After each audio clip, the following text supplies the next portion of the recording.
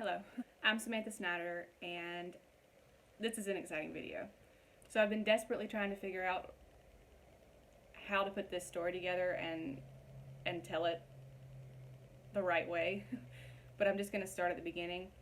Um, a little over a decade ago, I was probably 8 years old. I think that's right. I need to go back and count up exactly because it would be fun to know. But I was about eight or 9 years old, and I was exploring the woods behind my house.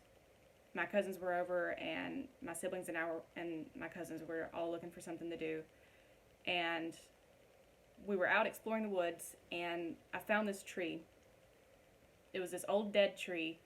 It's pretty small. It was probably about that big around, and it was about 6, 7 feet tall.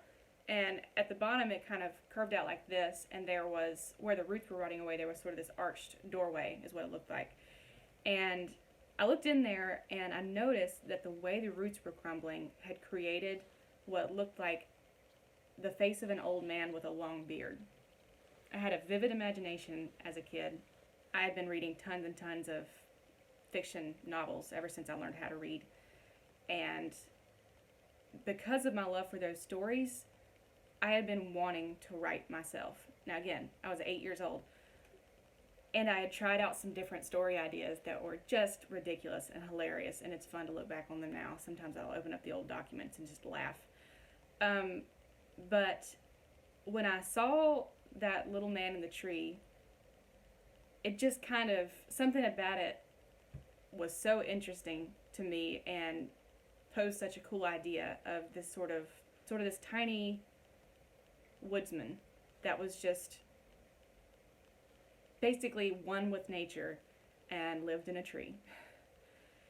And we kept on milling around back there and kept on pointing out things that we imagined were, okay, that's a dragon skeleton over there. It was just a tree branch, but you gotta do what you gotta do.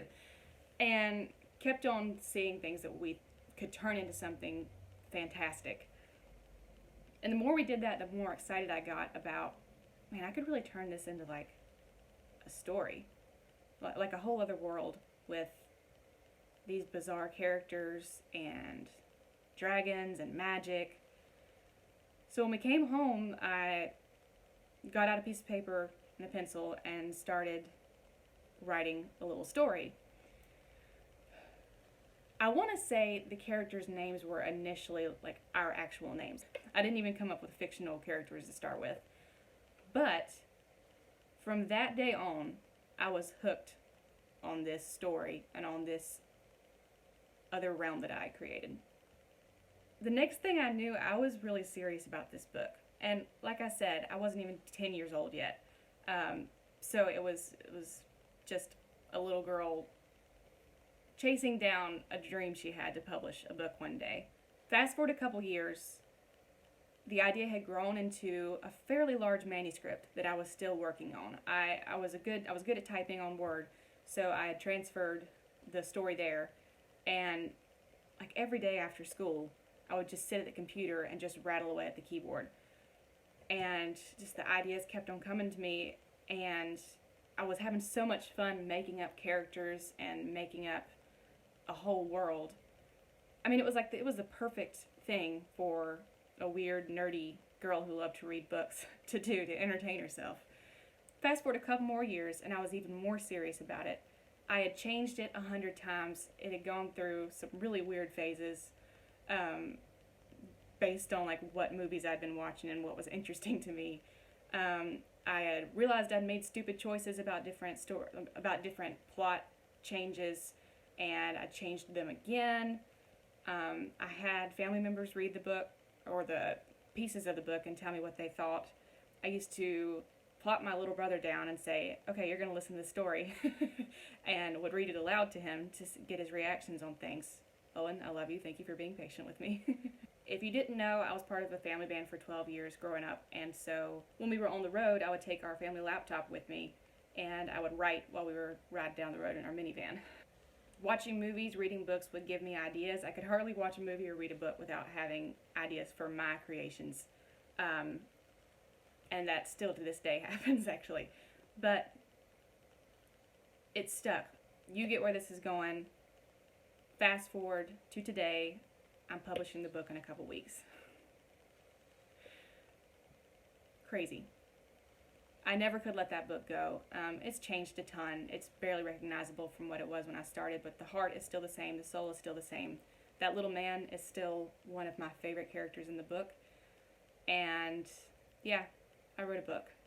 And I'm finally seeing through a dream that I've had ever since I was little. And yeah, I wish I could hop into a time machine and go tell 8-year-old me that this was going to happen, because I probably would have fainted if I'd known.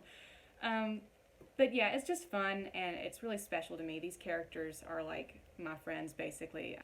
It's weird too. I had the instinct the other night, while I was just it was last night. I was just relaxing and watching a TV show or something, but I had the instinct to hop over and work on the book, and I was like, there's nothing to work on. It's done. And it was really weird, because there's always been like one more thing to do, and that's no longer the case. I don't know how many people are going to read it. I think if 5 people read it and enjoy it and it touches them in some way, then I'll be happy. Honestly, I'm just happy that it exists and that it's done and that I'll be able to hold it in my hands. I'm going to take a video of me unpackaging it. I've gotten to see one hard copy of it before, when I was doing like a rough draft about a year ago. So I've had the experience before, but being able to see it in its final form is going to be insane. So I'll be sure to share that. So I just kind of wanted to tell you about my book and about the backstory, but I also wanted to make an announcement, which is that the publication is coming up very, very soon. And leading up to it, I have written songs that are supposed to coordinate with different characters and themes in the book. And I would love to one day actually make an album and bring a lot of different musicians and maybe an orchestra in. But for right now, what I'm going to do is release these songs on YouTube leading up to the publication of the book, which is going to be here in a couple weeks.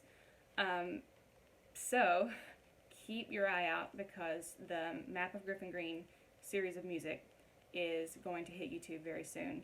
And I'm really excited to share these songs with you, because they sort of convey the heart of the story without giving the story away. And then once you do read the book, you can kind of make the connection between the music, and hopefully it'll be a cool kind of novel experience for you. So thank you for watching this video, and if you're interested in my book, keep an eye on my website and on my social media accounts. I will definitely be letting you know when it's available to purchase. I love you guys. Thanks so much for your interest, and stay tuned.